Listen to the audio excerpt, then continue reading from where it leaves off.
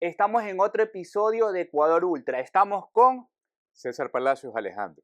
¿Quién es César Palacios para las personas que no lo conocen? Bueno, César Palacios es una persona como todos nosotros que tiene ciertas capacidades, tiene cualidades, tiene deficiencias, tiene aciertos y tiene errores. ¿Tiene algún apodo? Bueno, en la casa de pequeño me decía mi abuelita Papucho. Ya en el colegio y siempre los amigos del colegio me dicen Chocho. ¿Por qué?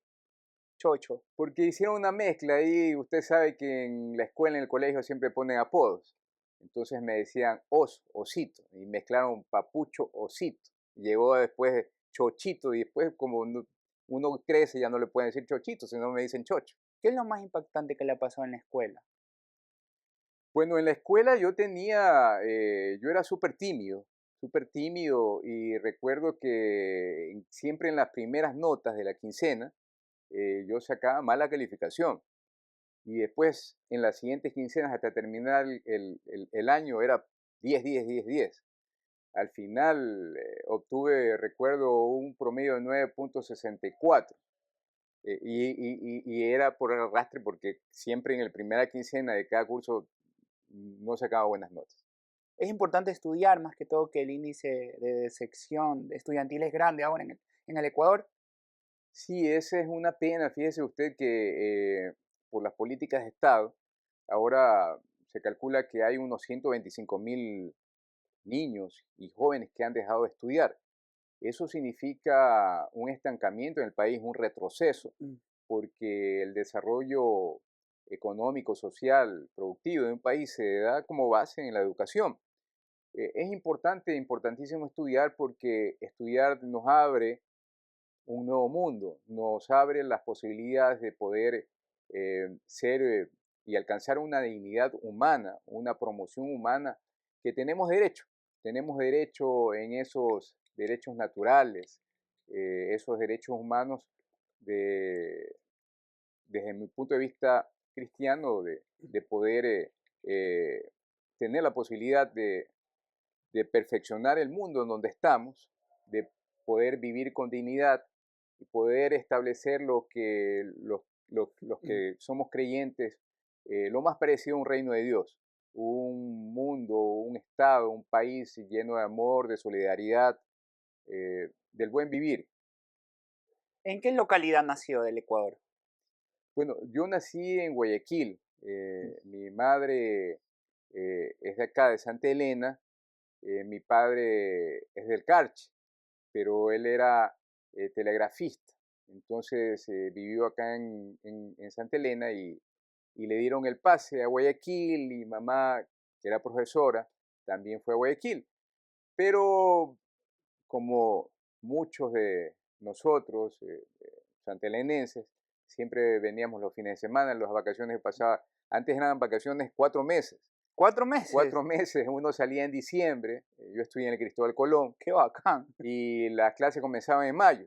Entonces esos 4 meses yo pasaba aquí 3 meses y medio, 15 días en la sierra.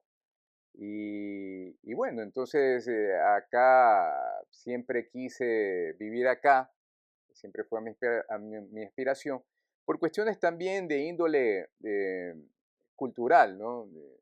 Yo recuerdo que quería hacer apostolado. Yo fui catequista, tuve grupos juveniles en el Guasmo. ¿Apostolado qué es? Apostolado es, a ver, cuando uno habla de grupos de formación, uno entiende, es un grupo de formación Mm. religiosa. Entonces, el grupo de formación religiosa, usted estudia ya la doctrina religiosa, puede estudiar la doctrina cristiana, la doctrina social de la iglesia, pero cuando usted dice apostolado, significa que esas enseñanzas usted las pone en práctica. Es decir, Predicar con la palabra, predicar, predicar con el ejemplo, con ejemplo. ser testigos, testimonios. Entonces, si usted, aparte de esa formación religiosa, hace un voluntariado, que ahí ya podemos entender, ya está haciendo un apostolado. Ese voluntariado usted lo puede hacer con los jóvenes, con los niños, los puede hacer en una escuela, los puede hacer en un hospital ayudando a los demás, los puede hacer en una comunidad, en cuestiones sociales, grupos ecológicos. A eso se refiere apostolado. Ah, eso es, no es que te vas a hacer cura y otras cosas, porque a veces la gente malinterpreta o por ahí va todo eso. No tiene que ver con aquello, ¿no? Es lógico que si usted se va a hacer cura, debe tener una formación religiosa, ¿ya? Pero acá se refiere a grupos apostólicos, si lo quiere ver de otra manera, a grupos de voluntariado con ese carisma religioso. ¿Sus padres qué les enseñaron a ustedes, su papá y su mamá? Bueno, lo principal, el ejemplo. Aquí yo recuerdo una frase del Evangelio en donde, en la Biblia, ¿no? No recuerdo específicamente, pero les dice a los apóstoles, a los discípulos, que vayan que vayan y si vayan a difundir el Evangelio, ¿ya? Y si es necesario, hablen. Se pueden imaginar tremenda profundidad. Si es necesario. Si es necesario, hablen. O sea, ¿qué es lo que significa eso? Que den testimonio con su vida de cómo debería ser eh, una persona cristiana que vive el Evangelio. Es decir, que sea honesta, que sea respetuosa, que ame a sus padres, a su madre, que tenga un matrimonio estable, que forme bien a los hijos, que sea buen ciudadano, que sea un buen cristiano. Entonces, eso es lo principal que me enseñaron mis padres, ¿no? Pues, sobre todo la sencillez, la humildad. Aquí nosotros podemos tener diferentes capacidades, talentos, ¿ya? Y diferentes funciones. Hay una persona que es necesario que se encargue de la limpieza, por decirlo. Otra persona que es necesaria que se encargue de manejar un vehículo en asuntos institucionales oficiales, pues. Y hay otros que deben ser gerentes, deben ser directores y Supervisores, supervisores, pero eso no significa que el uno sea superior al otro. todo está en Significa la que todos cadena. tienen una función y que en esa cadena de producción, en esa cadena para llegar a un servicio final, si estamos hablando de servicios, si es que uno falla, el servicio final o el producto final también falla. Entonces, todos somos importantes. Yo creo que eso es lo principal que puedo rescatar de la enseñanza de mis padres, un padre sacrificado. eh, el colegio donde yo estudié en ese tiempo no era tan accesible. Y entonces, mi padre le cuento una experiencia, ¿no? Antes las empresas estatales no son como ahora. Mi padre, como era telegrafista, por cuestiones de salud, a los 45 años lo jubilaban. Y bueno, ahora se pueden jubilar a los 45 años en alguna empresa, CNT, CNEL, CELDEC, y los sueldos son fabulosos. En ese tiempo no. Entonces mi padre se dedicó después a las ventas y llegó un momento que la situación era bastante difícil, porque usted sabe que no es que el vendedor, la mayoría de vendedores no nacen, sino se hacen porque son por las Por las necesidades. necesidades, Y él, yo exactamente. recuerdo que llegó hasta vender ollas, ollas de casa en casa. Después ya adquirió ya esas habilidades y ya estuvo más bien en ventas de libros, de educación, de cultura, ¿no? Eso son situaciones que siempre recuerdo, porque al final de cuentas uno es por lo que han hecho sus padres. Mi madre, recuerdo, en ese tiempo tampoco son las situaciones como es el magisterio ahora. Yo le acompañaba a veces, mi hijito, acompáñame, voy a cobrar el sueldo. El sueldo se cobraba en la gobernación del Guayas y resulta que estábamos Y ella en, trabajaba aquí en Santa Elena porque me dijo, no, ¿o luego dónde ya, tra? ya pasó. Mi madre fue profesora de aquí de la 24 de julio. O sea, yo todavía me encuentro con amigos, ciudadanos que tienen 70 años. Socorrito, mi mamá se llama Socorrito, Alejandro. Socorrito fue mi profesora y yo siempre la recuerdo. Entonces déjeme contarle lo del magisterio, ¿no? Íbamos allá a la gobernación, yo estaba, por ejemplo, en vacaciones, era el mes de marzo, enero, febrero, marzo, y resulta que recién iba a cobrar diciembre. Son situaciones tremendas, ¿no? Imagínense 3 meses sin su cobrar con los sueldos que se cobraba. Mi madre, los últimos años, habrá sido los últimos 15 años de la escuela donde daba clases, la escuela se trasladó al Guasmo. y tenía que caminar, y yo recuerdo, para coger el colectivo, siquiera 1,5 kilómetros, ¿ya? Y eso era a diario. Sin embargo, ellos siguieron trabajando antes de jubilarse. Mi papá, bueno, ya estaba jubilado, hasta que terminemos, siempre fue la idea, y como es la idea de cualquier padre, ¿no? Terminar de trabajar hasta que sus hijos se gradúen. Y eso fue lo que pasó, fue una gran enseñanza de ellos, ¿no? Entonces les enseñó que hay que buscársela, trabajar, aunque tengas el trabajo fijo, buscarse otras situaciones para poder mantener a la familia. ¿Cómo construir lazos verdaderos de familia en estos momentos que la sociedad, el padre está por un lado, el hijo está por el otro, en el celular, en el colegio, haciendo cualquier otra cosa, menos el calor familiar que se lo necesita para construir hasta un país mejor?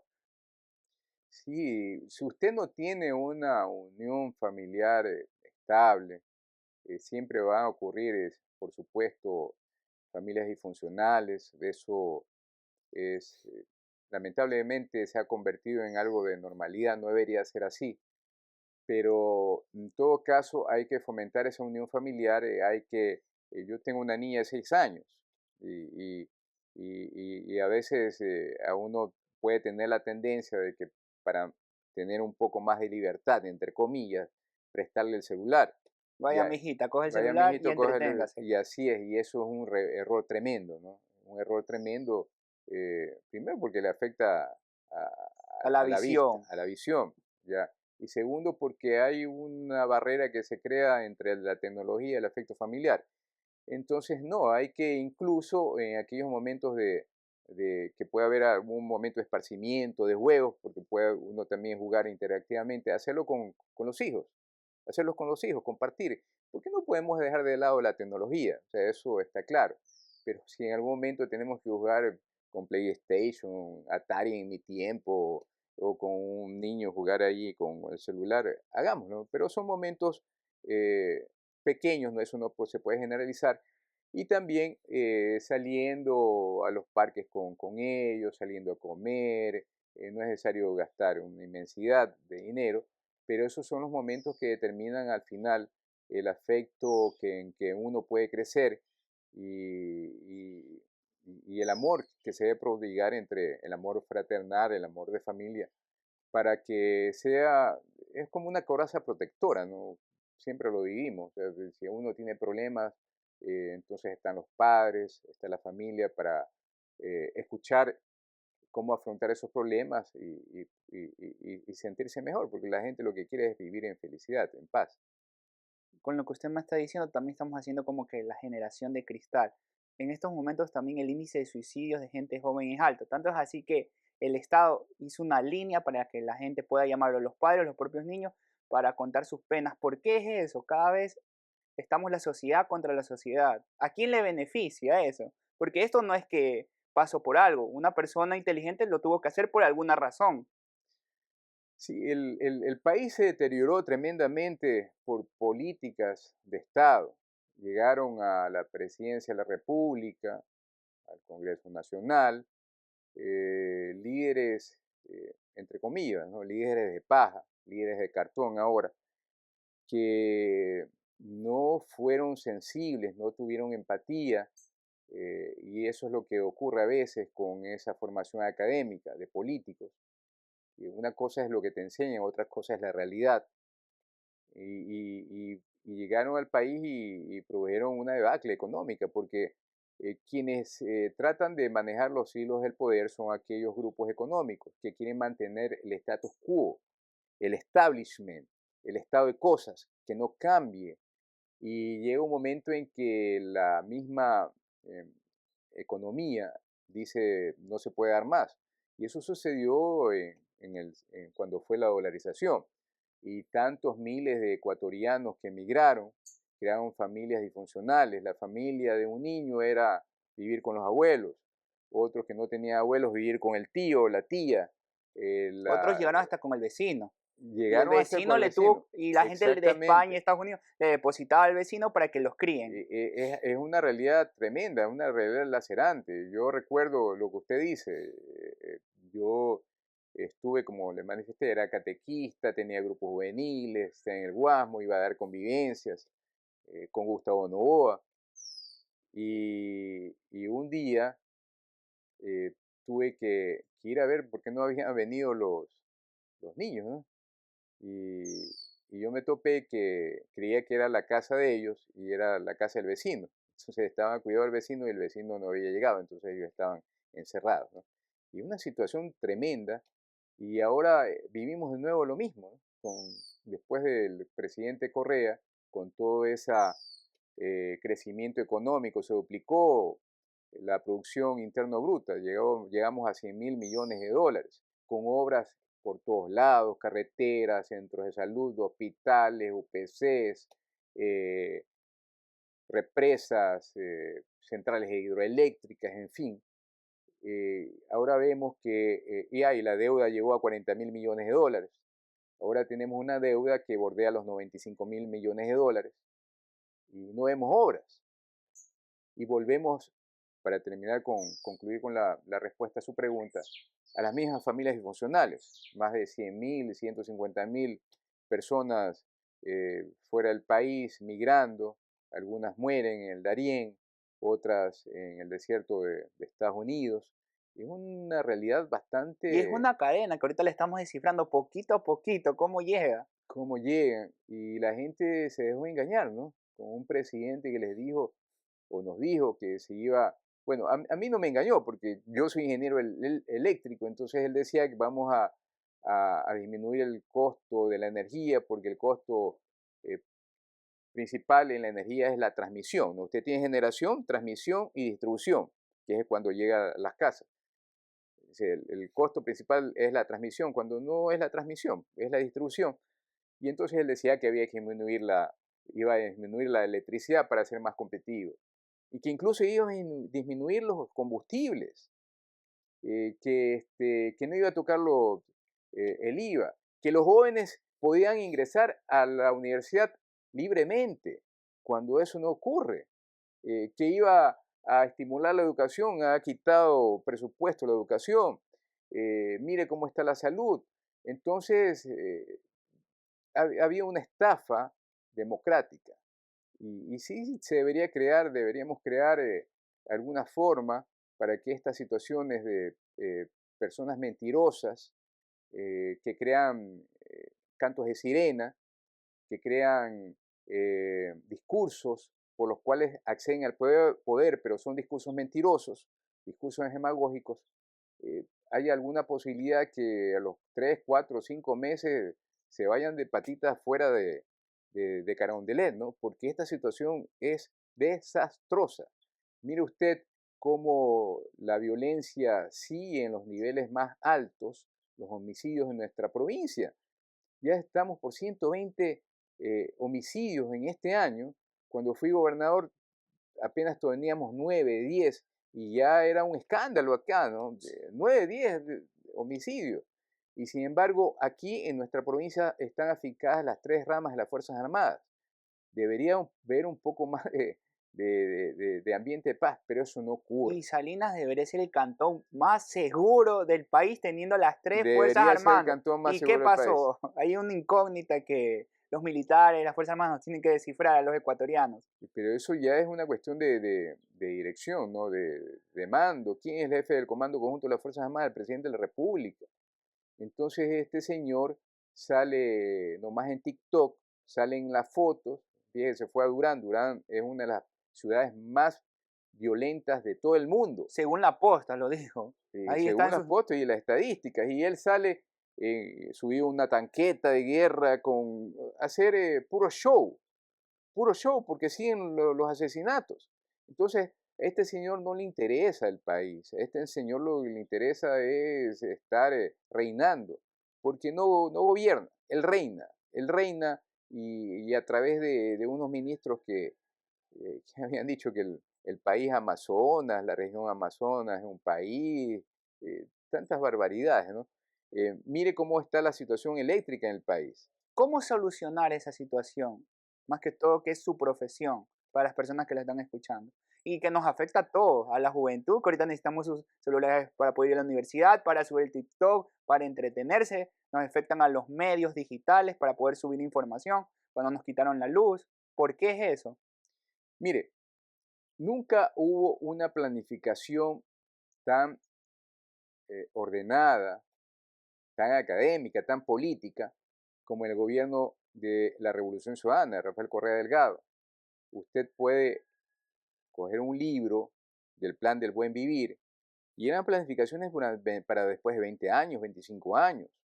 Entonces usted decía, a ver, estamos en el 2018, para esta época ya deben haber se construido 900 UPCs en el país y se tenían que establecer. Para esta época ya debía estar en Santa Elena 2 unidades en Milenio y para el 2019 3, o sea, el Eugenio Espejo. Hubo una planificación. Ya. Había una planificación y eso se cumplía.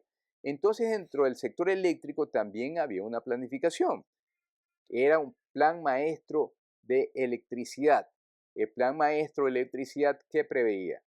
Construcciones de centrales eléctricas, hidroeléctricas, eh, adquisición de centrales termoeléctricas, porque es necesario tener de respaldo, desarrollo de energías alternativas, es decir, ciertas capacidades vamos a dar la posibilidad a la empresa privada que ponga eh, generadores eólicos, por decirle, o paneles solares, ¿ya? Como tienen Eh, Loja, que como tienen. tiene Loja, los eólicos, como tiene también Galápagos. Entonces, todo eso está planificado. O sea, de acuerdo a cuánto consume el país, vamos aumentando la oferta de energía y es más, tenemos más oferta que nos permite exportar la energía. Si antes nosotros no teníamos una soberanía energética, ahora la tenemos y podemos exportar energía. Pero ¿qué ocurrió? Termina el gobierno de la Revolución Ciudadana y se dejaron de invertir. ¿Por qué? Porque ese es el pensamiento de los gobiernos de derecha, ¿no? Dicen, no, ¿para qué el Estado va a invertir si eso debe hacer la empresa privada? Si fuera así, no tuviéramos, ahorita estuviéramos a oscuras, porque el gobierno de la Revolución Ciudadana tuvo que sacar del escritorio, así como textualmente, proyectos que tenían 30 años, que no querían acometerse y la empresa privada tampoco quería arriesgar. Entonces, eso es lo que ha ocurrido, no se ha cumplido un plan de inversiones y tampoco un plan de mantenimiento. Pues si usted tiene el carro, si usted tiene un carro, si no le pone aceite, entonces se le va a fundir la máquina. Si de vez en cuando usted va a tener que cambiar bujías, el alternador se le puede quemar, usted lo tiene que cambiar, debe los inyectores limpiarlos, en fin, es mantenimiento que debe estar programado. Esos mantenimientos tampoco se cumplieron. Pero no es que esto se lo hace por descuido, ¿no? Esto se lo hace a propósito. ¿Por qué?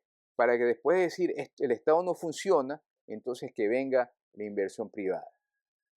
Entonces, eso ya ocurrió anteriormente. Las últimas inversiones que se hizo antes que llegue el gobierno de Rafael Correa fue Rodrigo Borja Ceballos, en donde se invirtieron ingentes cantidades para desarrollar las telecomunicaciones, el sector eléctrico, y luego ya vinieron los gobiernos de derecha que no invirtieron nada.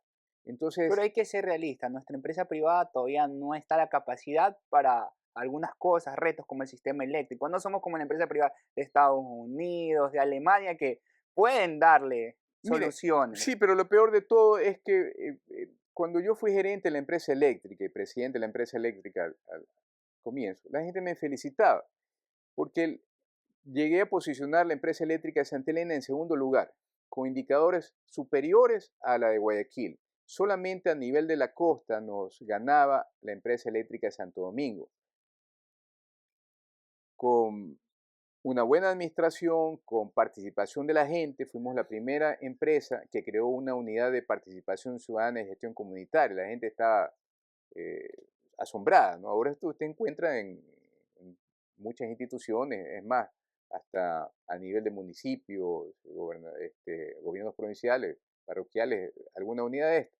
Pero la gente me felicitaba, ¿ya? Porque creamos planes de eficiencia energética, comenzamos con el proyecto de focos ahorradores, había telemetría, firmamos convenios con la ciudadanía porque teníamos que instalar las redes y ellos debían proteger y cuidar los transformadores, que no se los roben. Y la gente me felicitaba porque se maneja financieramente bien. Entonces, ¿sabe qué es lo que yo les decía? No tienen que felicitarme. ¿Por qué? porque yo no compito con nadie. No hay una empresa, otra empresa eléctrica que pueda competir como a decir, ¿sabes qué? Yo soy mejor que la otra. La competencia o la comparación se la hacía a nivel de la misma empresa, ¿ya? Pues, en diferentes unidades de negocio. Estamos acá, comparemos con la de Guayaquil, con la de Guayas Los Ríos, con la de Santo Domingo, con la de Los Ríos, y ahí nosotros llegamos a segundo lugar. Pero aparte no había otra. Entonces, ¿qué es lo que le quiero decir?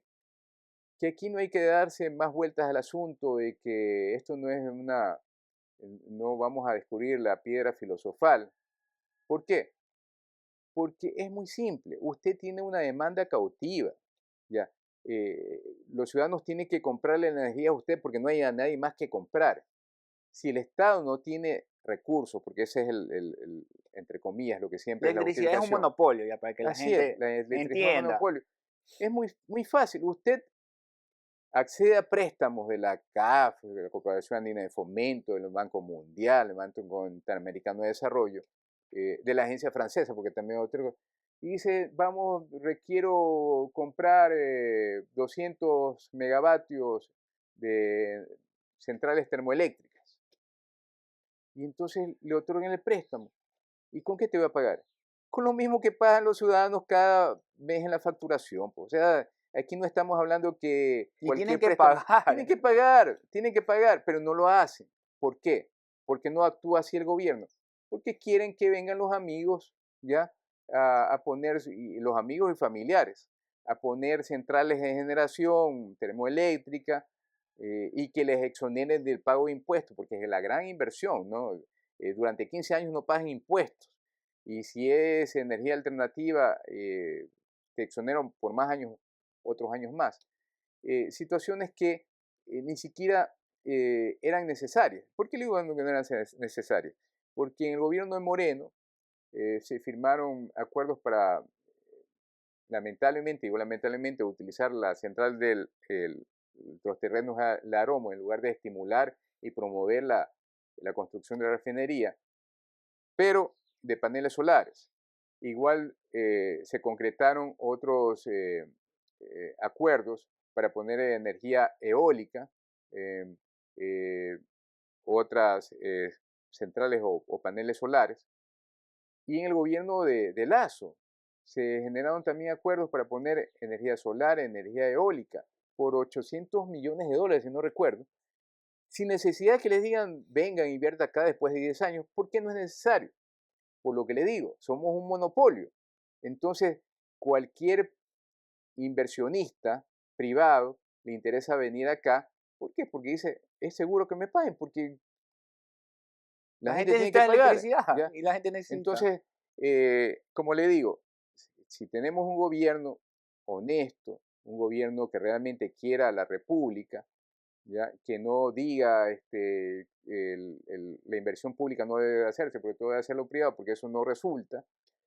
Entonces es muy fácil solucionar el tema eléctrico, cumpliendo el plan maestro de electricidad, dando mantenimiento a las centrales termoeléctricas, ya generando, propiciando energías alternativas y también accediendo a créditos porque esos créditos se pagan solos. Nadie, usted no compite con nadie. O sea, esto no es un negocio celular que hay tres empresas. Aquí hay una sola empresa que le pertenece al Estado. Tengo una pregunta grande, grande. ¿Cómo se genera la electricidad? Porque yo vengo a mi casa, prendo el foco y ¡pac! Ya. Pero ¿cuál es todo ese proceso? Sí, eso es siempre alguien se pregunta, ¿no? Yo lo que hago es prendo el foco. Bueno, hay diferentes formas de generar electricidad. Recuerde usted que electricidad es energía y la energía no se crea, se transforma. Entonces, si usted tiene una energía que es una energía hidráulica, el movimiento del río le permite a usted generar, hacer mover una turbina por cuestiones de- de teoría eléctrica, la energía esa mecánica se convierte en energía eléctrica con un generador. Al final se tiene esa energía eléctrica y se la transmite por cables de alta tensión, llegan a disminuir un voltaje, porque la alta tensión significa un voltaje alto, lo quiere ver de esta forma. Y luego llega a una subestación. ¿Se ha visto usted algunas torres en algunos, en Capáez, en Unas torres Carolina. grandes así. No, esas ¿Cómo son las son? torres de transmisión. Ya, Son más bien puertos, torres, una especie de, sí, de bancos ya. altos, ¿ya? En donde ve transformados, esos transformadores chiquitos que usted ve acá en los postes, Sí. ve unos transformadores Y inmensos. ellos transforman como me Ellos dice la palabra. transforman, bajan el voltaje a un voltaje inferior que le permite a usted ya distribuirlos para que llegue a las casas. ¿Ya? Entonces, pero esa es una forma de energía, ¿no? La otra forma de energía, usted no tiene, no quiere utilizar la energía de los ríos, sino quiere usar la energía de los mares, que Se a su puede vez hacer. es energía también hidráulica, de agua. Entonces esa energía se llama maremotriz. Y es la misma concepción eh, de convertir la energía maremotriz, la del agua, el movimiento de las olas, al movimiento mecánico, pasa a un generador, se convierte en electricidad y la distribuye. De igual forma es la energía solar. Usted a través del sol lo que tiene es irradia energía. Esa energía solar usted le llega a unos paneles, esos paneles convierten esa energía fotoeléctrica, fotovoltaica en energía eléctrica. ¿Ya? La energía eléctrica que le sale de los paneles es una energía eléctrica eh, DC, es una corriente continua, es lo que usted tiene en una batería, ¿no? Usted compra una Que sí, pila, ya. es una batería que le permite poner a funcionar un juguete, en fin. Pero usted lo que utiliza en las casas son energía alterna. Ya no es una energía continua, sino una energía alterna, ¿no? Que va variando. Entonces, la energía que sale de los paneles fotovoltaicos, usted la tiene que convertir, que es continua, le tiene que convertir en alterna, entonces necesita usted un equipo que es un convertidor. Y después de se convierte alterna, entonces puede usarla en su casa. Tienes que Claro, convertirlo. claro, tiene que convertirlo. Como la energía de los ríos, que tiene que tener un transformador para transformarla y que no llegue directo, Eh, eh, Es medio complicado. sí, puede ser medio complicado, pero ya la energía que viene, por decirle, de las centrales eh, hidroeléctricas, ya en realidad lo que ese transformador hace es transformar los niveles de voltaje. Los niveles de voltaje. Entonces usted aquí tiene niveles en la casa de 110 voltios, 220 voltios, pero si usted tiene una industria, entonces necesita ya niveles de voltaje superiores, 480 voltios. ¿Ya? A veces usted ha escuchado motores trifásicos, Algo que es otra así. situación de tres fases, o sea, tiene 480 voltios, pero distribuidos en tres fases. Ya es una cuestión más. Otra persona sí se lo puedes conectar 120 y 110. Puedes alternar Sí, los si usted se dos. va a Europa es 240. O sea, si usted se va a Europa con y lleva su plancha y conecta, le explota, porque es a 120. ¿Usted cómo lo ve ya en un futuro? ¿De dónde vamos a necesitar la energía? ¿Del sol, eólica o vamos a seguir siendo de mares o de ríos? Bueno, esa es una discusión que siempre se ha manifestado, ¿no? Lo primero es que se tiene que diversificar. Ya hay ciertas potencialidades como se lo hace. Si usted tiene grandes velocidades de viento, entonces podría, si es la decisión, utilizar energías alternativas y poner la energía Como eólica. la sierra Así, si usted, ecuatoriana. así es, en Loja, en Loja. Eh, eh, en muchos países ya es una obligatoriedad, si usted construye una casa, que esas casas tengan paneles solares. Ya eso es una normativa. ¿Por qué? Porque usted tiene una energía del sol que yo diría que es la mayor democracia energética, ¿no? Usted no tiene que depender de una empresa eléctrica, ¿ya? Eh, ya en los casos radicales, usted no tiene que depender de una empresa eléctrica.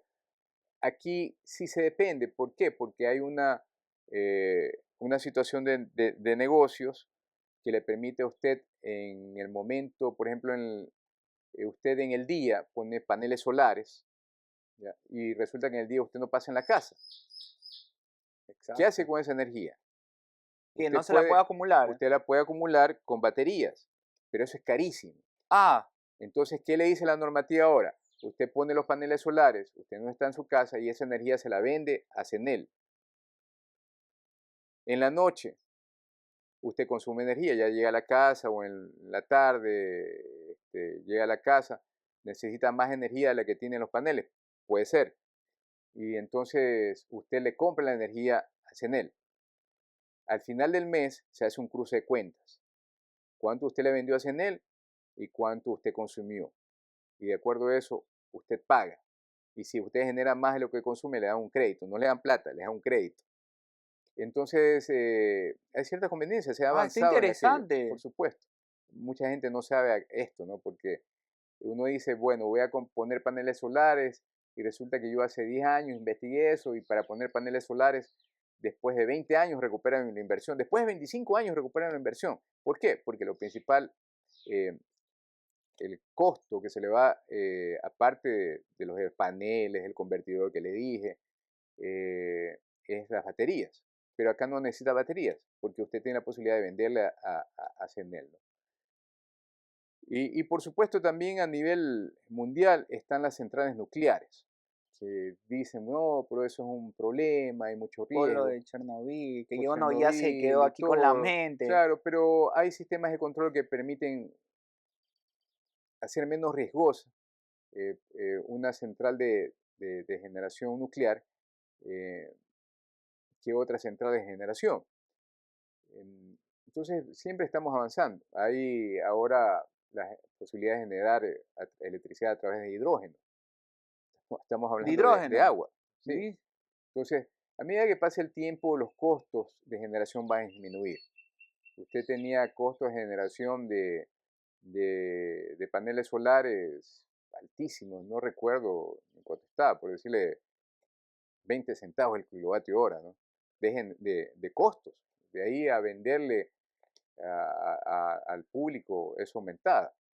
Pero ahora ustedes tienen costos dependiendo de los sectores, dependiendo la tecnología que utilice de 3 4 centavos. Es increíble, increíble. De igual manera, la tecnología del hidrógeno también se abaratará. Y al final de cuentas, lo que veo al futuro es que usted tiene un sinnúmero de maneras de generar energía de forma limpia y barata.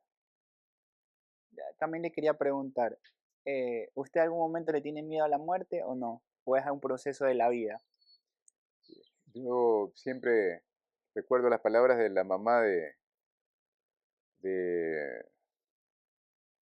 la película donde sale las que más he visto y ya se me Coco, fue. No, ¿cuál? que sale Tom Hanks, Ya, pues Forrest no, Gump, no. Ya, ya, esa. que Forrest Gump estaba al lado de su madre ya en el lecho de muerte y le decía, Forrest, no te pongas triste, la muerte es parte de la vida. Y en realidad la muerte es parte de la vida. Yo alguna vez escuchaba también a Bernard, en el show de Bernard, entonces él decía, porque creo que lo dijo Pascal, ¿por qué tenerle miedo a la muerte si cuando yo estoy, ella no está? Y cuando ella está, yo ya me he ido. Creo que para las personas que creemos y tenemos una fe bien afincada, vemos esto como algo natural. El único, la única preocupación que a un cristiano lo pueda acongojar es haber cumplido con la misión que el Señor nos ha dado aquí en la tierra, haber multiplicado los talentos, no hacer ese siervo que tuvo miedo y escondió los talentos para que más que todos los jóvenes, algunos no pueden entender, los talentos eran monedas, ¿no? Eran dinero. Entonces, él Ah, los talentos eran eran moneda, monedas. Entonces, dinero. así es. Entonces Jesús pone esa parábola ya para decir que eh, eh, un señor le dio ciertos talentos a sus siervos y entonces a uno le dio uno, al otro le dio dos, al otro le dio cinco. Entonces el de cinco utilizó esos talentos, no sé, en negocios, en fin, y los multiplicó. Entonces cuando regresó el señor les dio, tenga, aquí están los cinco y cinco más. Le dio más plata, en esa le dio más época era plata, plata. así es. El que le dio dos, dijo, aquí están dos y uno más puede ser uno más. Y al que le dio uno, le dio miedo y De perder todo. de perder todo, entonces los depositó bajo tierra. Y entonces, al final de cuentas, felicitó al uno y al otro porque pudieron administrar sus talentos, los multiplicaron, y al que lo escondió lo votó. Entonces, quienes creemos y tenemos una fe religiosa, para mí es la principal preocupación que uno tiene, ¿no? Que el día de mañana los talentos que Dios me ha dado yo no los haya podido multiplicar como debería ser. O descifrar cuáles fueron sus talentos, porque hay gente que dice, ¿para qué soy talentoso? Eso O de ya lo talentos, descifró. yo los he descifrado, ¿no? Pero eso me viene a la mente. Yo estudié en un colegio salesiano. Colegio de la comunidad salesiana lo fundó San Juan Bosco. San Juan Bosco es el santo de los jóvenes, es el santo de la alegría. Él estuvo en un tiempo en donde la revolución industrial tuvo su auge. Y estamos hablando de una revolución industrial de los años 1800 y pico, en Italia, en donde los niños 12, 13 años ya trabajaban en las industrias, en donde los padres trabajaban 16, 18 horas, ¿ya? Y se veía toda una migración de la ruralidad hacia los centros urbanos, porque ahí había trabajo. Y don Bosco toma con ese carisma por los jóvenes, esa alegría y el trabajo con los jóvenes, toma esa opción de estar con los más pobres, ¿no? Y crea un oratorio. Un oratorio no es que solamente iban a rezar, un oratorio centro juvenil, ahora se conoce, que era un lugar en donde se acogía a los jóvenes, a los niños, a los jóvenes, se les daba, por supuesto, formación religiosa, tenían un lugar para divertirse, a jugar, pero aparte había oficios, es decir, carpintería, zapatería, en fin. Entonces, ese modelo de educación que se basa en un sistema preventivo, ¿no? Hay que prevenir antes que castigar. Eso se aplicó a nivel de colegios, a nivel de universidad, el sistema preventivo salesiano. Entonces él decía a don Bosco que el oratorio era una casa que acoge, un patio donde divertirse y jugar con alegría, y un espacio donde uno pueda también tener la capacidad de adquirir una profesión, ¿no? Unas habilidades para poder eh, vivir. Entonces, ese carisma yo lo he tenido, he trabajado con jóvenes, siempre ha habido esa empatía, ¿ya? Y fíjese que ya hasta me entusiasmé, que no me he desviado de la pregunta. Pero bueno, entonces esos talentos en una de las anécdotas de Don Bosco, resulta que él como acogía a los jóvenes y más que todo a los jóvenes que estaban con problemas, ¿no? Malcriados, pendencieros, en fin. Entonces él invitaba, ¿no? Él iba a las calles y veía estas pandillas que en ese tiempo se formaban y los invitaba. Venían jóvenes, escuchaban la palabra de Dios, se divertían. Entonces había uno que, que una vez se le acerca y este era Miguel Magone, que, no sé si ahorita sea santo, ¿no? Que era uno de los terribles. Y le dijo a San Juan Bosco que él quería estar en el oratorio, pero que él no tenía ningún talento. ¿De qué manera puedo ayudarte si yo soy una persona que vive, un chico que vive en la calle, que es un pendenciero, pelea? Y entonces le digo, ¿qué sabes hacer? Le dice, ¿puedes silbar? Entonces, se un silbido, ya, ayúdame, Ese es. silba. Cuando la gente tenga que venir ya al oratorio, silba. Cuando tenga que ya salir a la formación religiosa, silba para que vayan a jugar. Cuando tenga que irse ya a las capacitación de zapatería, albañilería, costura, silba. Le Entonces, buscó un oficio y qué hacer en la vida. un ejemplo, ¿no? Por Sí, comenzar, porque después él es una persona un modelo de vida, Miguel Magone, que Pero eso no sé pasa si todavía está por sano. mucha Entonces gente. siempre hay, cuando nosotros decimos en la vida, cuando encontramos ahí a los jóvenes, yo no puedo hacer nada, a mí me va mal en el colegio, no me gusta tales asignaturas, siempre hay algo que nosotros debemos descubrir. Y es muy importante usted lo que dice, ¿no? Porque a veces tenemos cierta intención y por miedo no lo hacemos, ¿ya? Queremos toda la vida haber practicado el fútbol y lo hacíamos bien, pero dejamos de hacerlo porque queríamos una profesión más estable antes, ¿ya? No resultaba arriesgarme a aquello, ¿no? Queríamos ser enfermeros porque a mí me gusta la enfermería, pero eso no me da mucho dinero, entonces tuve que estudiar para ser ingeniero. Eh, Y a veces ni Tenía ejercen. talento, y a veces ni ejercen, tengo talento para cantar, pero me da miedo. Entonces resulta que estudié abogacía, y ahí como usted dice, a veces ni ejercen porque termino siendo Y taxista. si nos vamos a la parte también, yo voy a emigrar a Estados Unidos, quiero darle una mejor calidad de vida a la familia, pero le doy solo material, pero el afecto no. Y mi hijo fue a drogas, está en la cárcel, o no supo qué hacer por ese caso. Queremos hacer muchas cosas, pero Queremos hacer muchas cosas y siempre ponemos, y todos, ¿no? No es que yo sea parte, siempre ponemos y tenemos miedo por la parte económica, ¿no? Y como usted dice, es que no, tengo que irme a Estados Unidos, tengo que emigrar porque quiero darle una mejor calidad de vida a mis hijos. Y resulta que lo principal que quieren sus hijos es el afecto, ¿no? Eso no significa que no tenga la posibilidad usted de irse a otro país y después regresar. Y esas necesidades se producen precisamente por unas malas políticas de gobierno. O sea, eso debe estar claro. Acá la gente no es vaga, porque los gobiernos de derecha dicen, como dice Novoa, ¿qué dijo Novoa? Tienen que trabajar duro para que puedan comer postre.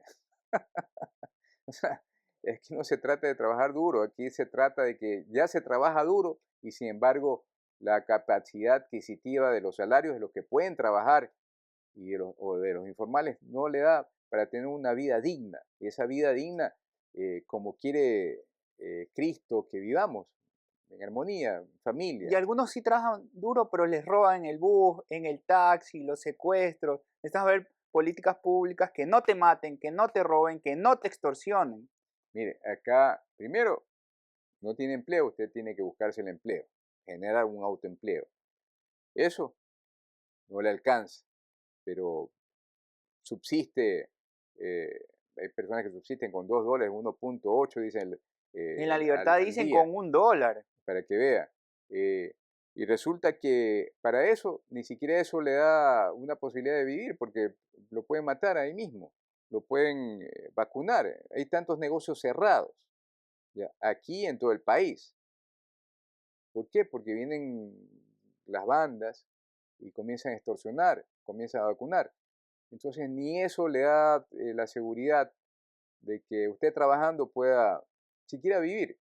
Entonces estamos en una deplorable situación que antes, cuando había una serie de injusticias, usted veía a los jóvenes reclamar, ¿no?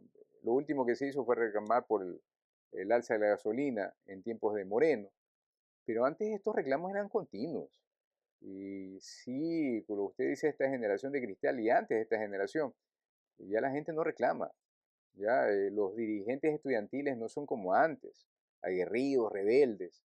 Por ahí, no sé si sea aquí, pero un presidente de la FEU está trabajando ya con el gobierno. Entonces, no puede darse caso que los jóvenes sean reverentes, hay que ser irreverentes, hay que ser rebeldes frente a las injusticias, frente a esa imposibilidad de educarse bien, frente a esa imposibilidad de vivir en armonía. Entonces resulta que ahora ya ni se reclama, eh, y lo último que uno pide es que poder vivir. O sea, ¿hasta dónde hemos llegado? Ya Ya si no te no mataron se un día en reclama por vivir Ecuador, bien, estás bien. no se reclama por vivir bien, por Solo que no acceder te a una vida maten. dignamente, sino que no me maten. O A mi sea, familia, a mi amigo del vecino, al señor empresario. fíjese que la principal característica de la campaña de un candidato de derecha fue la parte de seguridad, ¿no? Vamos a traer los equipos más avanzados, la tecnología y todo. Y la En gente eso se decía, él basó. es, Él es. porque no quiere que te ¿A maten. dónde, a dónde hemos llegado?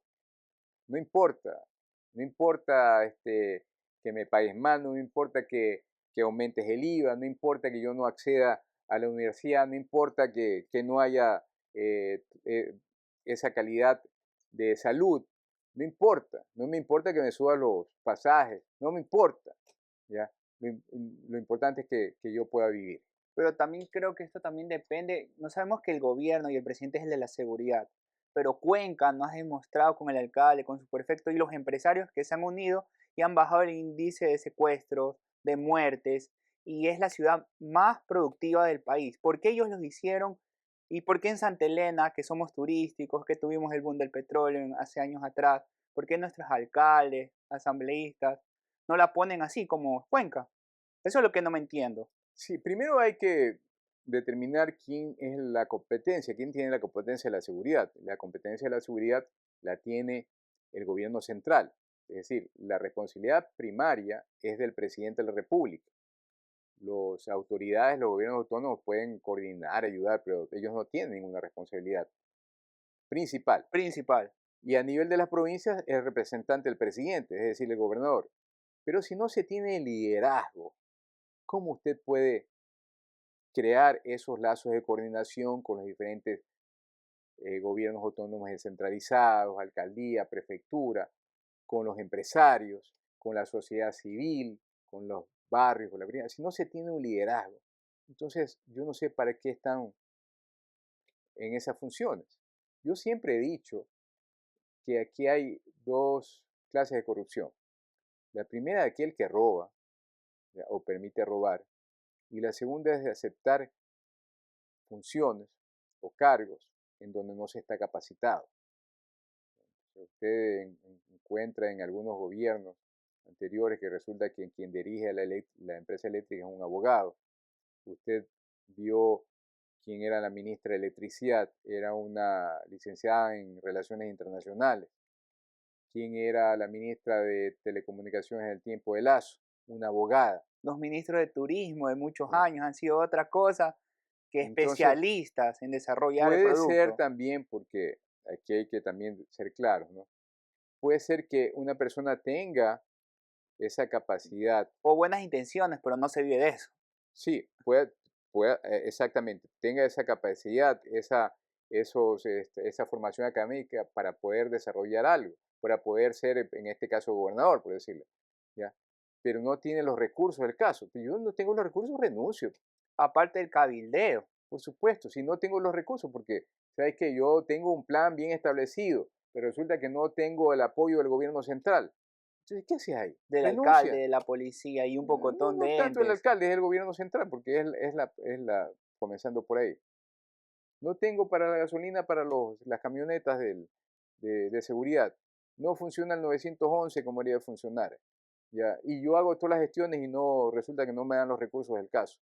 ¿Qué haces ahí? Renuncia. Pero en nuestra provincia, digo, hay... Ah, y ahora, ¿cuál es la estrategia de salida, no? O sea, sí, estamos en 120 homicidios en lo que va del año, pero resulta que el año anterior, a esta época, ya eran 125. Hemos reducido en 5. Resulta que ya no hay 500 secuestros, sino hay 400. Hemos reducido. Eso no tiene sentido, ¿no? Y las soluciones, la gente dice, esperen un poquito, no estamos para esperar, señores políticos o las personas que nos están mandando en estos momentos. Es ahora, ahora, ahora. Nadie quiere que nos maten, que nos secuestren. Eso tiene que bajar a cero muertes y cero secuestros. Entiéndanlo, si no, no están haciendo su trabajo bien. Correcto, correcto. Bueno, no se puede llegar nunca a cero, pero sí a niveles que antes estábamos. Ya le digo, aquí eran 4 homicidios, 5 homicidios, 10 homicidios, pero luego que se fue la Revolución Ciudadana, luego del gobierno de Rafael Correa, comenzaron a aumentar, porque, por supuesto, o sea, usted, y algo que me olvidaba, usted siempre debe tener dentro de un sistema, ya, una parte de control.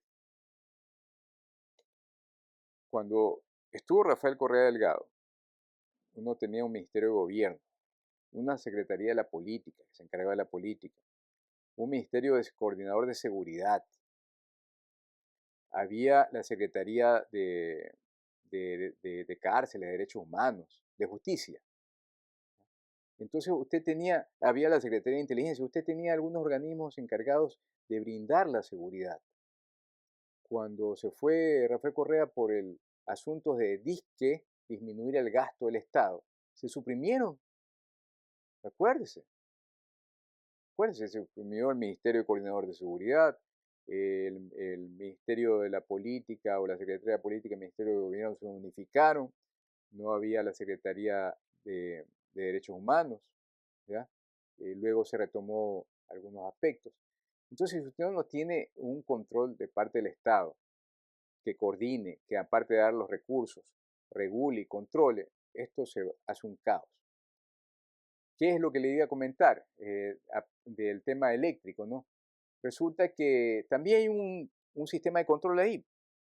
¿Quién controla? De que te brinden un servicio de calidad, que el plan maestro de electricidad se cumpla. ¿Quién? Es la agencia reguladora. Y es la que tiene que estar Que ahí. también se unieron, ¿no? Ahí tiene minas, tiene energía, tiene petróleo, tiene electricidad. Ahora ya se la va a separar. Pero resulta que ¿quién es el director de la agencia reguladora? Es alguien puesto por el ministro de Electricidad. Entonces, no puede ser juez y parte. O sea, se ha convertido en solapadores de, o síndicos de la quiebra del sector eléctrico, ¿no? Ellos están ahí simplemente para dar la bendición de que esto ocurra. ¿Por qué? Porque no tienen autonomía, no tienen independencia. Entonces lo que se debe ahí es crear una superintendencia que tenga la posibilidad de decir, como ocurre en todos otros países, como ocurre acá también, por lo menos en la legislación está ahí, no en las regulaciones, pero no en la práctica, que es, a ver, tú no has cumplido con esto, no has cumplido con el plan de inversiones, no has cumplido con la calidad del servicio, hay mucha interrupción, hay variaciones de voltaje, la calidad del servicio no sirve, ya, yo te intervengo, porque tú no estás administrando bien, ya. Ah, pero me has presentado un plan para mejorar, ya, te doy 6 meses, no cumpliste, te intervengo, eso no ocurre. ¿Qué pasa en la parte del agua? Aquí en Aguapén tenemos la peor institución de la provincia y yo creo que a nivel del país debe estar también por ahí entre las De primeras. lo que me pasa a mí como santelenense, el agua viene con mucho cloro, cuando hay feriados Le vienen cortan, tres gotitas, así me es. he quedado enjabonado ahí con champú y todo eso, a decir, ay, pásenme agua, que se fue el agua, todo enjabonado. Y uno se siente mal. Se siente Y, frustrado y usted dice que ha pasado porque hace 10 años era igual, y, hace 15 años era y luego de igual. un feriado aparte, después viene agua sucia, color café, negro. Uno ya no puede hervir esa agua, tiene que gastar agua de botellón, que es un gasto más a las familias santelenenses. Y los que tienen que arriesgarse a tomar tienen una peor calidad de vida y menos años. ¿Y qué ocurre? Si usted produce y vende, vamos a poner en dólares, si usted produce y vende el equivalente a $100 de agua, ¿ya? ¿Sabe cuánto recibe? La No, mitad, la- la mitad, porque el resto se lo roban. Entonces hay pérdidas que bordean la mitad de lo que usted produce, pérdidas del 50%.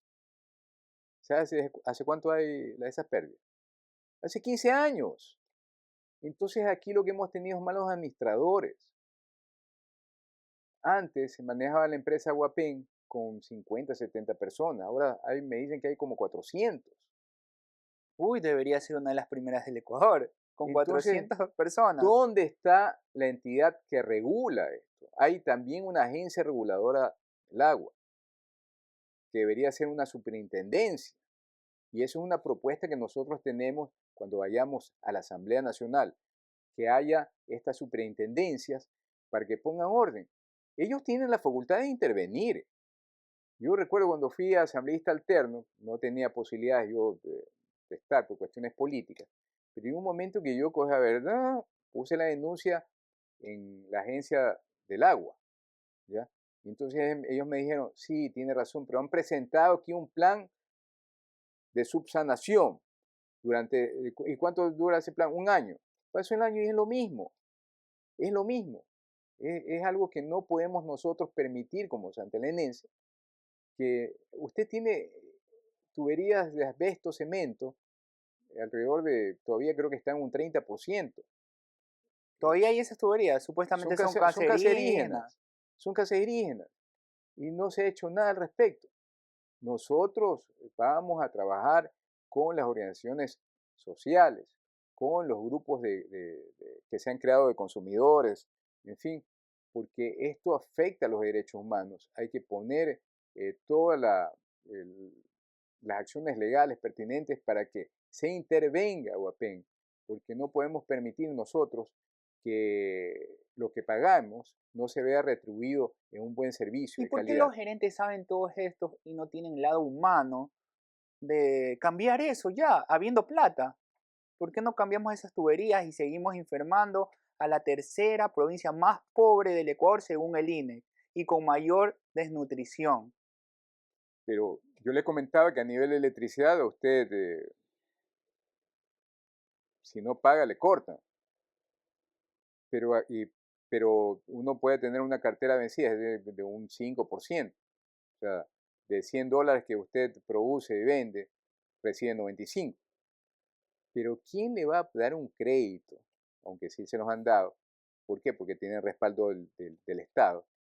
A una compañía que tiene exceso de trabajadores, que tiene una mala administración y que no le pagan el 50% de lo que produce.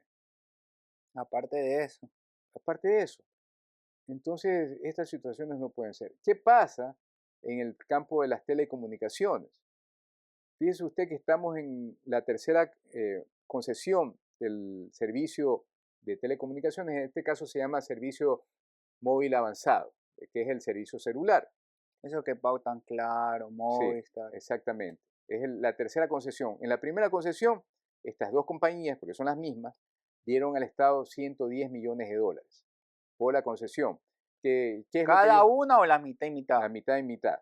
Entonces, el espectro electromagnético es todo lo que nosotros vemos así como aire, en donde usted puede transmitir ondas, ¿ya? Dentro de ese espectro electromagnético usted tiene un espectro radioeléctrico, ¿ya? Que es una parte del espectro electromagnético.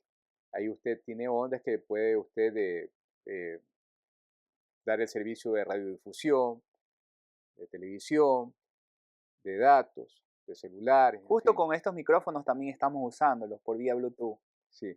Entonces, el espectro radioeléctrico le pertenece al Estado. Y si usted lo quiere usar ya para explotarlo, entonces usted debe pagar un valor. Y aparte de eso, si usted quiere generar un negocio usando el, el espectro, debe pagar otro valor. Entonces, son dos valores diferentes. En total, en la primera concesión se dieron $110 millones. ¿Sabe cuánto se facturó? Si no me equivoco, alrededor de $7.000 millones. El contrato se lo cambió, porque hubiéramos nosotros recibido alrededor de $3.000 y pico millones. Lo cambió. ¿Por qué lo cambió? Por los intereses creados. En la segunda concesión, que ya fue en el gobierno de Rafael Correa Delgado con Jorge Glass, se recibieron aparentemente $700 millones. Usted, lo invito, busque en Google, dice cuánto se recibió en la segunda concesión, $700 millones. Pero no es así. Se recibieron $1.200 millones, porque había una parte fija que se daba, que fueron como $389 millones, y otra parte variable, de acuerdo a lo que usted, los ingresos que tenía y le pagaban, ¿ya? Un porcentaje que era el 2.93% anual se pagaba. Entonces lo que realmente se consiguió fueron $1.200 millones. Estamos haciendo un TikTok sobre eso. Y resulta que ahora en esta tercera concesión, porque terminó en el 2023, la concesión está alargada. Porque hay problemas en esa. ¿Sabe quién era el director de la Agencia Reguladora de Telecomunicaciones? Era el gerente de interconexión de una compañía celular, ¿ya? De Conecel, lo que llamamos Claro. Durante 12 años fue el gerente. Entonces, ¿cómo es posible, por ética, que uno pueda aceptar un cargo? En otros países, por supuesto, ponen límites, él no puede ser, ¿ya? Entonces no se hizo una licitación internacional, sino que se renegoció con los mismos. Entonces, cuando usted habla del Estado y cuando hay intereses, porque usted no tiene una otra empresa del agua, ¿ya? Usted no tiene otra empresa de electricidad. Pero le aseguro que si hubiera otra empresa de agua privada, una empresa de electricidad privada, ellos harían todo lo posible por tener a sus empleados de directores de agencias que regulen, ¿no? Para que los regulen. Entonces, ahí también se debe crear una superintendencia, ¿ya? Que esté alejada, ¿ya? De los intereses creados particulares de ellos. Entonces, eso vamos nosotros a hacer en la Asamblea. Y vamos a hacerlo con la ciudadanía, con el pueblo, porque en el momento en que nosotros podamos presentar un proyecto de ley, lo vamos a hacer con legislación, la legislación con participación ciudadana. Y en el momento que tengamos fiscalizar todo este tipo de abusos, ¿ya? Aquí el tema de alumbrado público le cobran el 20% de lo que usted consume, una barbaridad, ¿ya? Entonces eso hay que fiscalizar. ¿Y cómo lo vamos a hacer? Con el pueblo. Eso va a ser una fiscalización popular. Eso es más o menos lo que tenemos pensado No también. tiene miedo en tener problemas ya proponiendo, perdón, estos proyectos de leyes polémicos y Siempre, fiscalizando. siempre Más que habrá todo que el cierto país temor. ahora está violento. Siempre habrá temor, pero hay que vencer el temor. Yo fui representante estudiantil por 2 periodos en la universidad, en la Politécnica del Litoral. Fui vicepresidente de la Asociación de Estudiantes. Perdí, yo siempre cuando perdí las elecciones cuando fui candidato a la presidencia de la Federación de Estudiantes Politécnicos, porque no fue un momento u otro, ¿no? Perdí con poca votación. Eh, pero luego ganaba todas las elecciones. Y es más, salía lista única, porque yo llamaba a los contrincantes, entre comillas, le decía, a ver, sentemos, hagamos, veamos cuáles son tus propuestas y las mías. Al final terminaban adheriéndose a mi lista. Y en ese tiempo era bárbaro, no se asignaban los recursos y siempre habían peleas de rectorado que querían aumentar los registros. Los registros eran como matrículas, así se llaman, registros. ¿Los matrículas son número de personas? ¿O qué No, es son? el valor que usted Ah, tiene que ya. pagar. Entonces usted, por decirle, en ese tiempo se pagaba, si usted quería 6 materias a coger, porque podía coger 5 o 4, usted pagaba lo mismo si cogía una o 6. Pero ya es que después se quería cobrar por materia, se iba a triplicar y a sextuplicar lo que usted pagaba por registros, es decir, por matrículas. Entonces eran peleas tremendas, ¿no? Y llegó un momento en que tuvimos que tomarnos la universidad. Esas decisiones yo las meditaba, pero yo ya estaba en el último curso. Y los chicos que venían tomaban y nos tomaban y yo Y usted me, decía, y estoy a punto para titularme. ¿Qué pasó? Me puede son situaciones que causar consecuencias graves. y causaron consecuencias graves, causaron consecuencias graves. Yo era ayudante académico, o sea, no es que era un mal estudiante y que iba a hacer Hace nada. relajo, vamos a tomarnos la No, yo era universidad ayudante sin ninguna académico razón. de laboratorio de electrónica, fui ayudante académico en macroeconomía, de microeconomía con Omar Maluk, ¿ya? Y no había esa posibilidad, ¿no? Pero llegó un momento en que ya Era tan injusto. se iban a dar los aumentos. Entonces convoqué a una asamblea de estudiantes y la gente creía que yo era el presidente de la Federación de Estudiantes y era representante por eléctrica. Y fueron como unas 400 estudiantes y dijeron, no, aquí tenemos que ir al rectorado. Fueron al rectorado, rompieron los cristales, no por vandálicos, sino que había tanta gente que en esos tremesones rompieron los vidrios. Salió el rector ahí a increparme. Yo tuve que dar un discurso ahí a 400 personas tratando de calmarlas, que ya vamos a llegar a un acuerdo.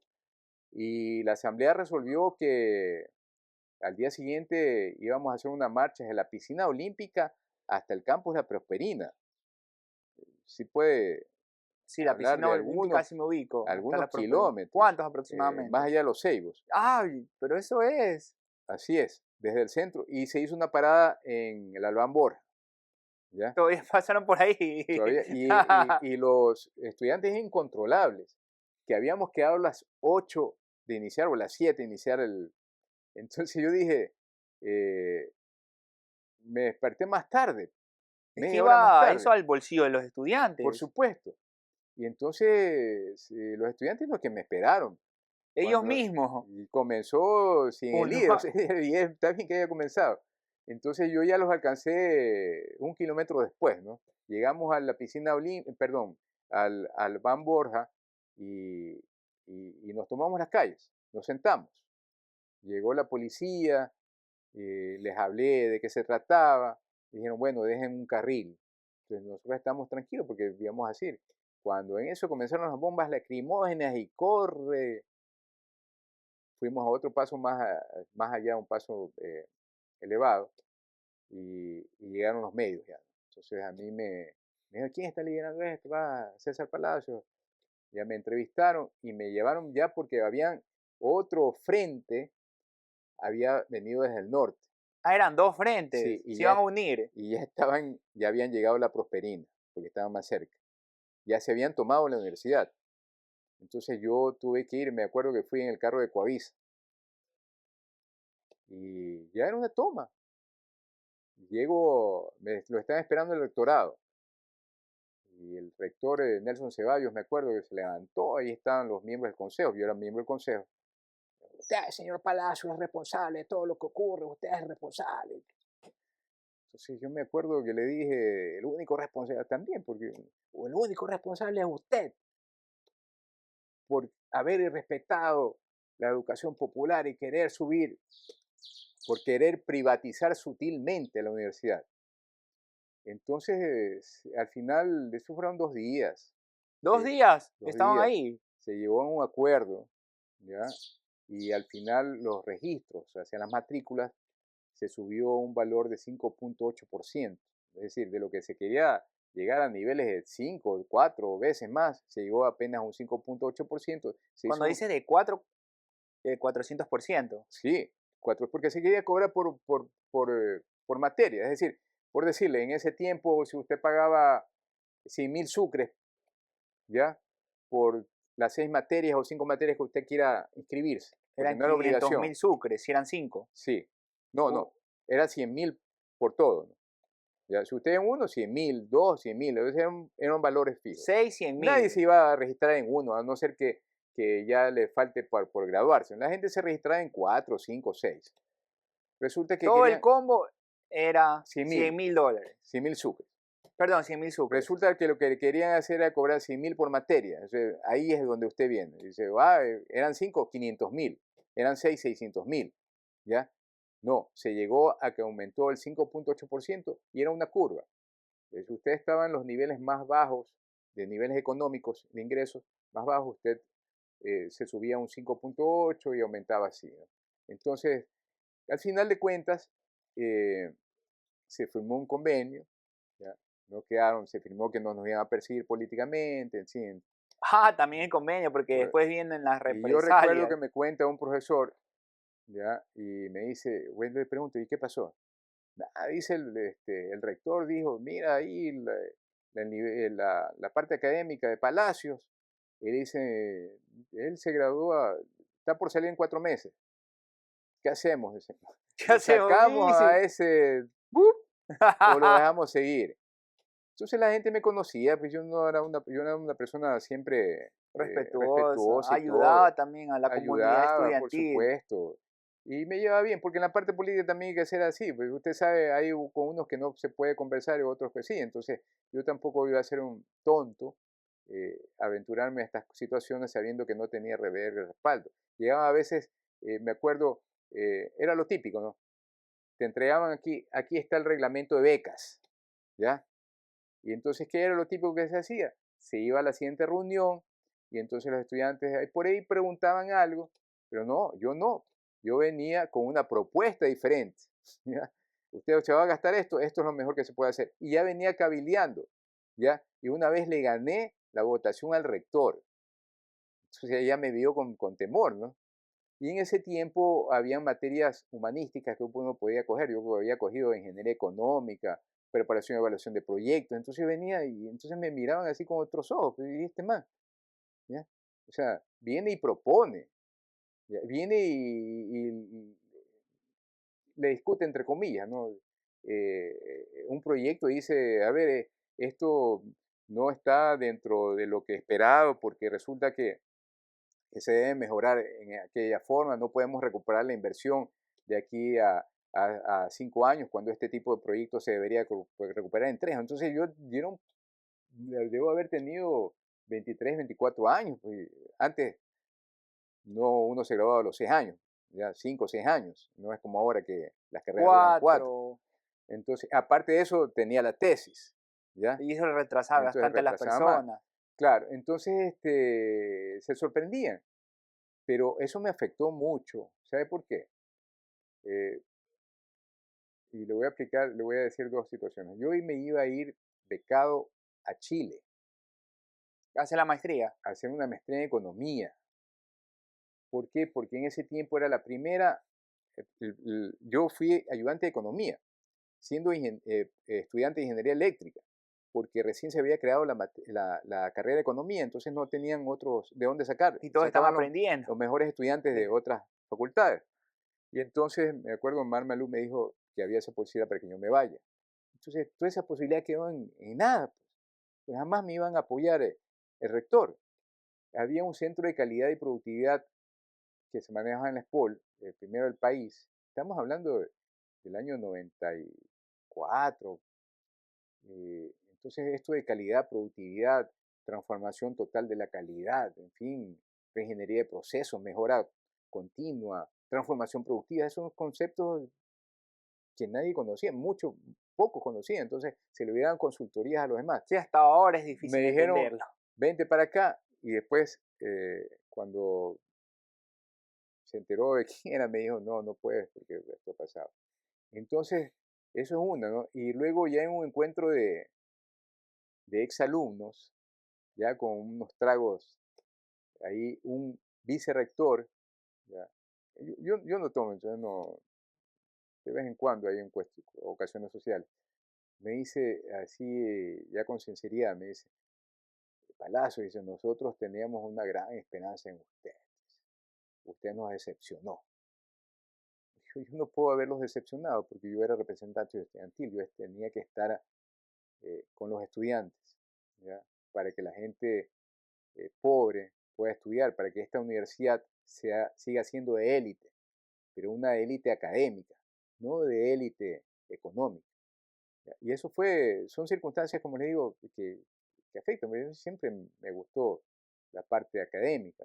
Luego fui 11 años profesor de la universidad en el Espíritu Santo. Fui profesor de área de matemáticas en la Facultad de Economía y Ciencias Empresariales. Fui profesor un año en la Universidad Politécnica Salesiana, cuando recién se creó. Pero no me da el tiempo, pues imagínese usted. Y cuando vine acá fui profesor de la UPCE, fui profesor de Administración Pública.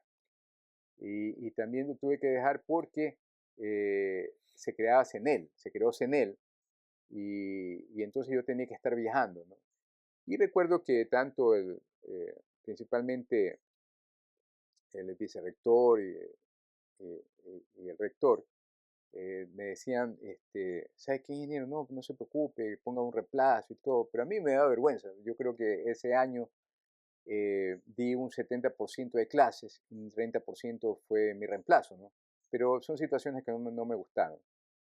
Ya después quise regresar, pero ya había pasado la parte política y entonces ya habían, eh, parece ser otros intereses que no, no me dejaron regresar. Pero siempre tengo y quiero regresar a la parte académica, ¿no? No se ha dado el caso, he tenido que estar trabajando en situaciones privadas, consultorías de energía, consultorías de temas económicos también, proyectos diseño de proyectos eléctricos, construcciones pequeñas, ya en eso he estado. La pandemia me permitió sacar un eh, título de auditor interno de sistemas de gestión de calidad.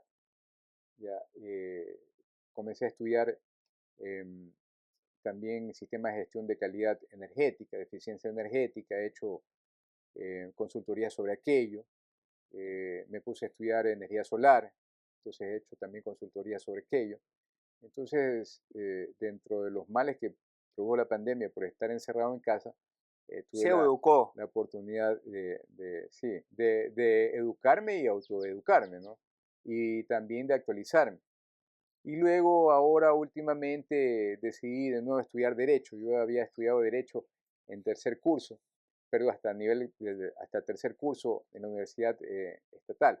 Yo siempre recuerdo eso, recuerdo que le comentaba que eh, había una falta de adaptabilidad cuando yo era pequeño y que al final no me permitió tener un promedio superior. Tuve un 9,64, que es alto, pero podía haber llegado mucho más. Mi papá siempre me decía algo así, este, el día que, yo era peladito, ¿no? El día que seas el mejor estudiante, te voy a comprar un smoking, me acuerdo. Y yo decía, ¿qué es smoking? ¿De qué me está Sí, hablando? qué smoke. Ya, pero yo me acuerdo siempre que el día que seas mejor estudiante. En la política yo fui ayudante de cátedra, como digo, pero había personas que eran genios. No, normal y corriente, tenía que estudiar, pasar ahí metido en libros. Yo tenía un compañero que fue el abanderado de Cristóbal Colón y él tenía tiempo para ir al cine, para irse de fiesta, no siempre, por supuesto. Y al final era el mejor estudiante. Y rendía bien. Cuando fui a estudiar Derecho, cuando fui a estudiar Derecho, eh, saqué 10 en todo. Y en el último examen se me bloqueó la mente. Y era el último examen, se me bloqueó la mente. Y resulta que ya contesté una pregunta. Bueno, me falta una pregunta que no se me bloqueó así, como que decir, chuta, ya vas a alcanzar lo máximo, ¿no? Se me bloqueó la mente. Y ya tuve que contestar ya con sentido común. Saqué 9. Entonces mi promedio fue 9,98 algo, y al final fue 9,98. Resulta, como yo ya era ingeniero, ya estaba trabajando, yo nunca fui a ver las notas. No fui a ver las notas al año siguiente, cuando ya iban a empezar las clases. Y entonces yo veo que estaban dando ya el premio Filantrópica al mejor estudiante. Cuando yo veo premio Filantrópica por aquí, 9,96. Digo, no, pues yo tengo 9,98. Ni siquiera constaba en la lista de premios. Entonces, ¿qué ocurría en la Universidad de Guayaquil? Que a veces se demoraban en pasar las notas, no las subían al sistema. Entonces yo comienzo ahí a ver, pues, me suben ya al sistema, 9,98. Voy a hablar con el subdecano y le digo, doctor, mire, estas son mis notas. Ah, ya, pero no es que yo buscaba reconocimiento, pero de todas maneras en cuestiones de justicia. Sí, Entonces él me dice, ya, ¿y qué pasa con eso? Si yo tengo lo mejor promedio de toda la facultad y no salgo en la lista. Chuta, me dice ingeniero, pues ya me conocían. Ingeniero, dice, no podemos hacer nada. Digo, pues no pueden hacer nada, si estamos en una universidad de derecho, se debería sí, respetar la que justicia. es verdad.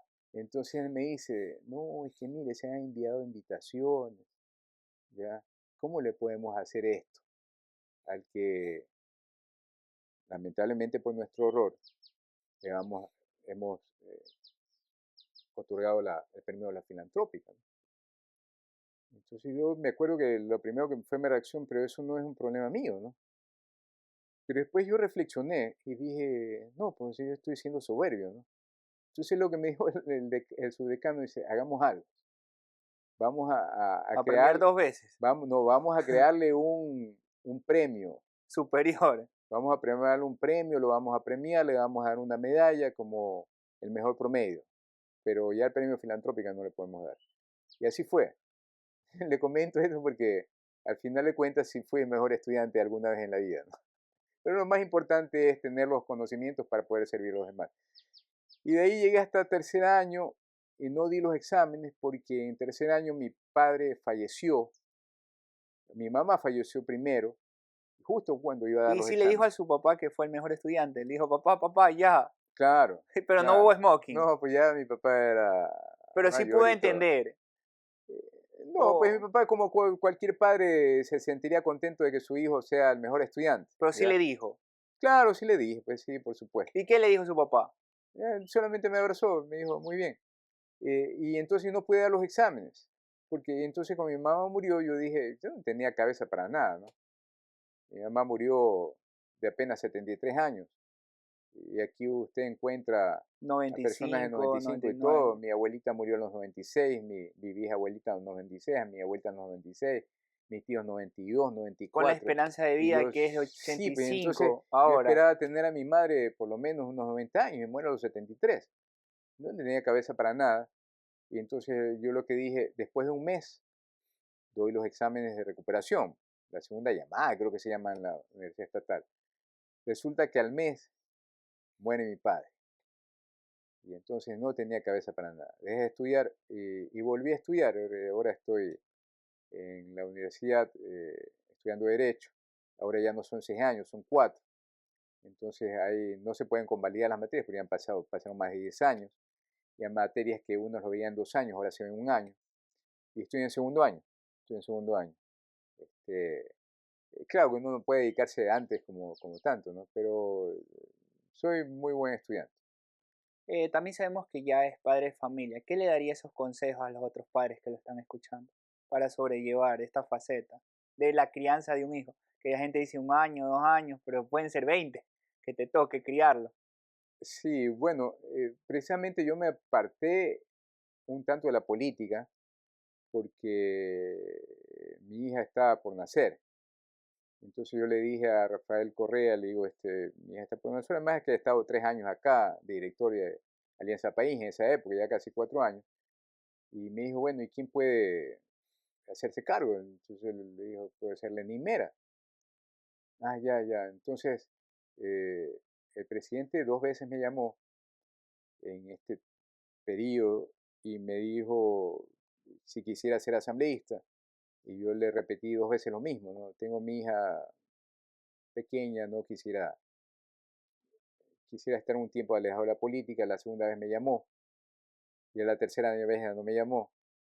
Y entonces tuve que retomar otra vez la parte política para hacerlo. Pero es una satisfacción inmensa estar con mi hijita, verla crecer, verla decir, la primera palabra que dijo fue papá, no fue mamá, jugar con ella, Y recordar que los tres explicarle. primeros años del ser humano son los más importantes, porque la gente dice, ya cuando tenga 10, 15 años lo recupero. No, Mentira. no se puede recuperar, no se puede recuperar. Los niños de un momento a otro ya tiene 6 años, de un momento tiene 6 años, este, eh, ha sacado a mí los cachetes. Y yo cuando era niño era bastante sambo, o sea, tenía churros aquí, ¿no? Eh, pero es sumamente bonito lo que dicen los padres que tienen ya hijos mayores, que el tiempo se va corriendo y ahora los niños quieren estar contigo, pero después ya de unos años ya no quieren Ya estar. no, aprovechalo Entonces cuando son pequeños. hay que aprovecharlos en ese momento de darlos eh, valores, infundirlos de valores, que es lo más importante, ¿no? Mi hija hablaba mucho cuando estaba en la escuela, en primer grado, hablaba mucho, después ya se hizo un poco introvertida, ¿no? Saca muy buenas calificaciones. Entonces por ahí la habían calificado, ella no había entendido bien. Entonces yo ya le estoy diciendo, "Pero, a ver, si tú no entiendes bien, tienes que preguntar, no te tiene que dar vergüenza y tienes que participar, tú participabas antes y todo. eh, eh, Hablando es sumamente despierta, ¿no? Y a veces uno se sorprende, porque ahora los niños tienen esa facilidad de acceder a los medios. Entonces, si uno está viendo noticias, ellos están escuchando, si uno está viendo Discovery, ellos están viendo, están aprendiendo, por supuesto que ven los dibujos animados, en fin, pero a veces salen con unas preguntas tremendas, que uno dice a nuestra edad no pasaba eso. O sea, yo No había tanta no información había tanta tampoco. información. Ahorita Yo hay tuve la, demasiada. yo tuve la suerte, y más que suerte, no fue suerte, ¿no? Porque ya fue una decisión de mis padres. Mi papá trabajaba en Salvat, que era una editora de libros. Entonces yo tengo un montón de colecciones de libros. Entonces yo no entendía una palabra, no entendía y enseguida le iba al diccionario. Y si el diccionario no me satisfacía, me iba a Monitor, son libros de enciclopedias grandotes. Y a Así se leer llama monitor. Monitor, sí, Monitor. Sí, creo que eran como 12 libros, ¿no? De este porte. Entonces, si acá le decían, usted iba al diccionario y quería ver Chipre, por decirle, y estaba ahí unas 3 líneas, acá Chipre eran 3 hojas, 3 páginas. Entonces yo tuve esa oportunidad y los libros de historia de Ecuador también, las enciclopedias de historia de Ecuador, yo tenía acceso, entonces leía. Usted Yo creo, aprovechó esos talentos que su papá le dio. sí, entonces leía, también salía a jugar, ¿no? Pero no tanto. Eh, Había un problema, ¿no? Yo fui goleador de fútbol Ah, hasta la escuela, sí, pero comenzó a fallarme la vista. Tengo pie plano, eh, se caía bastante por el pie plano. No, no tanto, pero ya la velocidad no era la misma, es principalmente la velocidad, no es la velocidad, no tiene la misma, o no sea, desarrollas. no desarrollas tanta velocidad porque no tiene el arco que le impulsa. Entonces, sin embargo, cuando yo estaba en primer grado o segundo grado, hacían carreras y yo llegaba segundo, pero después ya no. Y aparte, mi estatura es baja, 1,65. Entonces ya no era lo mismo. Y ya comencé con centro delantero y terminé como defensa. Y al final ya mi defensa, porque, bueno, sí jugaba siempre, ¿no?